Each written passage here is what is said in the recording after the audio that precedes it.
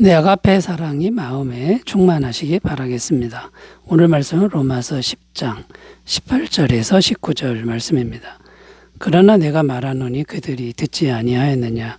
그렇지 아니하니 그 소리가 온 땅에 퍼졌고 그 말씀이 땅끝까지 이르렀도다 하였느니라. 그러나 내가 말하노니 이스라엘이 알지 못하였느냐. 먼저 모세가 이르되 내가 백성 아닌 자로서 너희를 시기하게 하며 미련한 백성으로서 너희를 노엽게 하리라 하였고. 아멘. 네, 오늘 말씀의 내용은 하나님의 성도를 향한 사랑이 어떠한지 그 특징에 대한 말씀인데요. 특별히 하나님의 사랑하심의 특징 중에 질투하시는 사랑이다. 이런 내용의 말씀입니다. 출애굽기 20장 5절 읽습니다.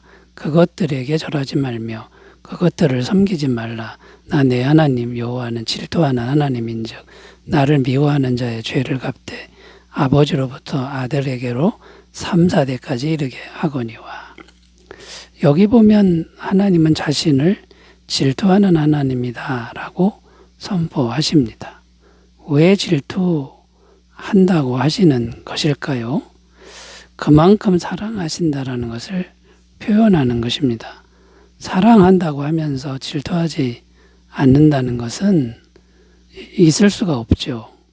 그 사랑이 거짓말이 되는 겁니다. 그리고 또 질투하신다는 것은 어떤 의미가 있냐면 인격적으로 사랑하신다라는 거고 1대1로 사랑하신다는 의미가 담겨 있습니다. 그래서 오늘은 하나님의 질투하시는 사랑의 모습들, 어떤 모습들이 있는지 질투하시는 사랑의 모습들을 찾아보도록 하겠습니다. 첫 번째는요. 하나님의 질투하시는 사랑의 모습. 첫 번째는 구원의 복음을 온 세상에 전파되게 하시는 모습이다. 구원의 복음을 온 세상에 전파되게 하신다라는 겁니다. 오늘 말씀 18절 읽습니다. 그러나 내가 말하노니 그들이 듣지 아니하였느냐. 그렇지 아니하니 그 소리가 온 땅에 퍼졌고 그 말씀이 땅끝까지 이르렀도다 하였느니라.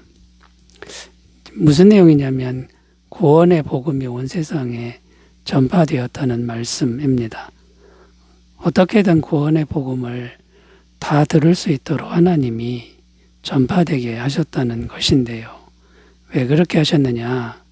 제자들로 하여금 어떻게 그렇게 하셨느냐면 제자들로 하여금 복음을 전하게 하심으로 그렇게 했다는 것인데 이 제자들의 사역으로 예루살렘 교회에만 수만 명이나 되는 성도가 생겼다고 증언하고 있습니다. 사도행전 21장 20절 그들이 듣고 하나님께 영광을 돌리고 바울더러 이르되 형제여 그대도 보는 바에 유대인 중에 믿는 자 수만 명이 있으니다 율법의 열성을 가진 자라. 그 제자들이 복음을 전하게 해서 예루살렘에만 수만 명이 믿는 자가 생길 정도로 전파되게 하셨다는 거죠. 또 바울을 통하여 복음이 정말 편만하게 전파되었는데 아시아와 유럽까지 두루 퍼지게 하셨다고 말씀합니다.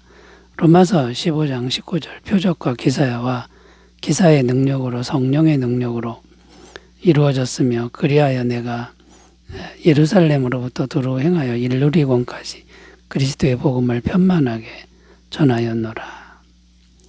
자, 이렇게 온 세상의 복음이 전파되도록 섭리하게 하시는 것이 하나님의 사랑의 제 모습이라는 건데요. 왜 그렇게 하시는 거냐?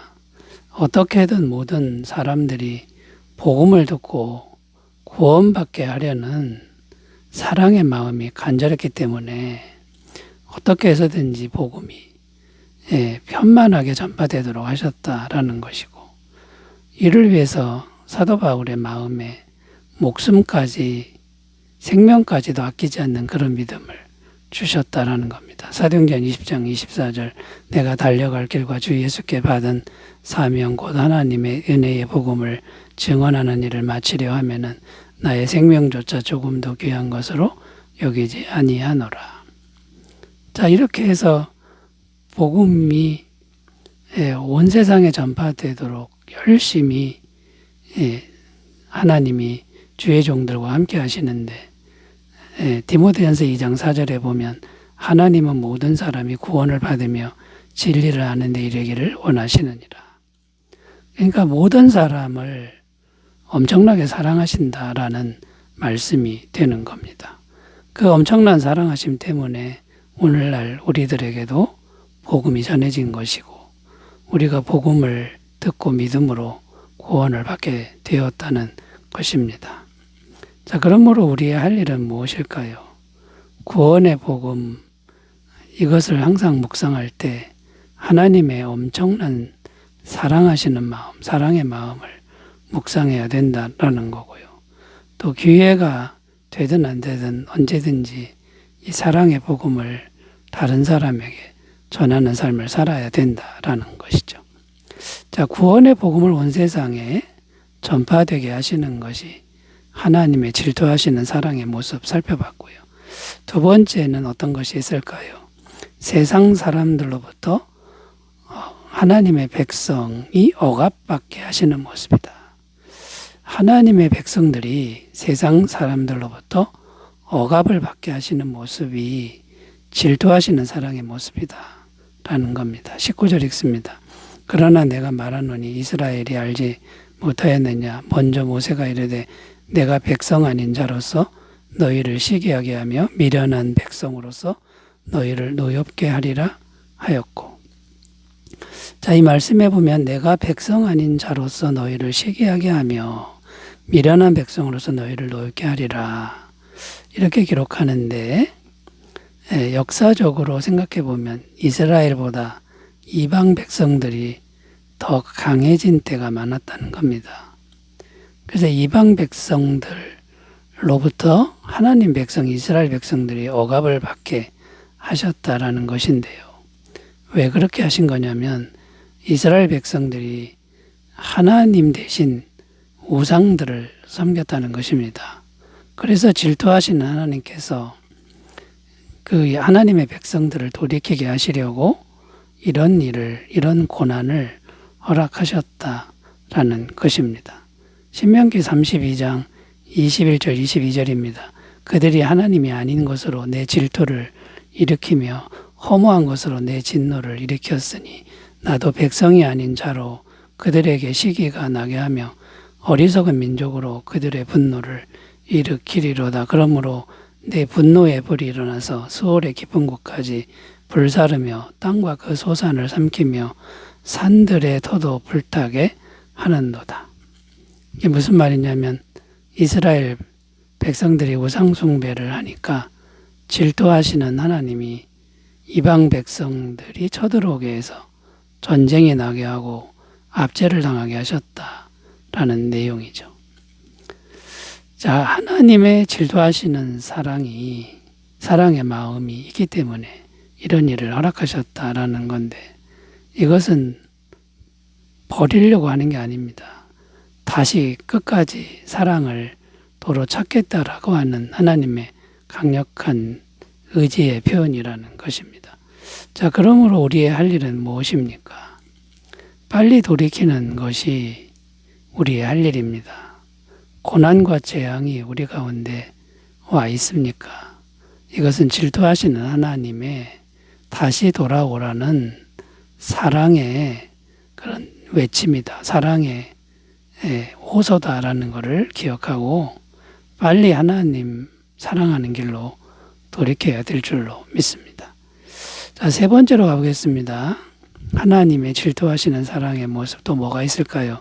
세 번째는 세상 사람들을 더 사랑하시고 더 축복하시는 모습이다 라는 겁니다. 19절 다시 읽으면요. 그러나 내가 말하노니 이스라엘이 알지 못하였느냐. 먼저 모세가 이르되 내가 백성 아닌 자로서 너희를 시기하게 하며 미련한 백성으로서 너희를 노엽게 하리라 하였고. 자, 이 말씀을 앞에서는 세상 백성들에게 하나님의 백성들이 억압받게 하시는 것으로 해석해서 말씀을 드렸습니다. 그런데 또 다른 의미가 포함되어 있는데요. 어떤 의미냐면 하나님이 세상 사람들을 하나님의 백성보다 더 축복하시고 더 잘되게 하신다. 이런 의미가 포함되어 있습니다. 역사적으로 살펴보면요. 이스라엘 백성들이 복음을 믿지 않으니까 하나님께서 복음을 믿지 않는 이스라엘 백성들은 내버려 두고 이방인들을 구원하셨다라는 것입니다. 원래는 이스라엘이 구원 사역의 주역이 되어야 하는데 믿지를 않으니까 하나님이 주도권을 이방인들에게 넘겼다는 것이고요. 그 이방인들에게 넘긴 하나님의 질투하시는 사랑 때문에 오늘날 우리들도 구원을 받게 된 것이고,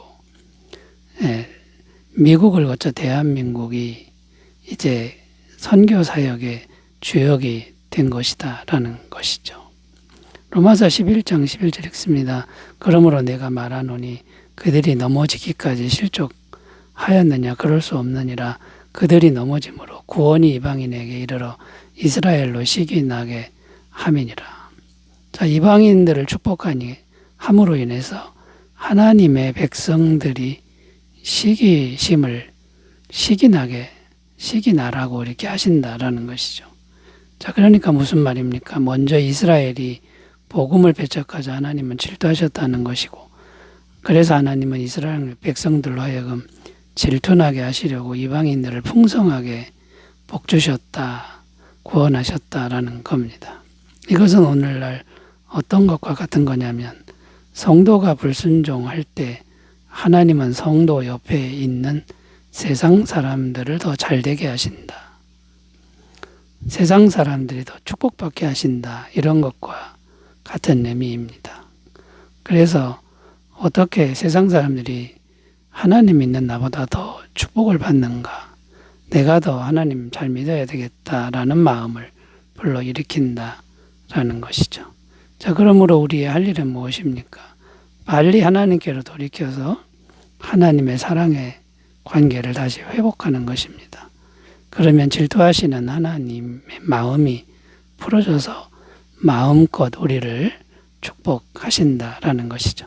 자, 이것을 믿고 항상 하나님만을 사랑하시는 삶이 되시기 바라겠습니다. 기도합니다. 하나님 아버지, 질투하시는 하나님의 사랑의 마음을 잘 헤아리게 하옵소서. 예수님의 이름으로 기도드립니다. 아멘. 희망이 충만하시기 바라겠습니다. 감사합니다.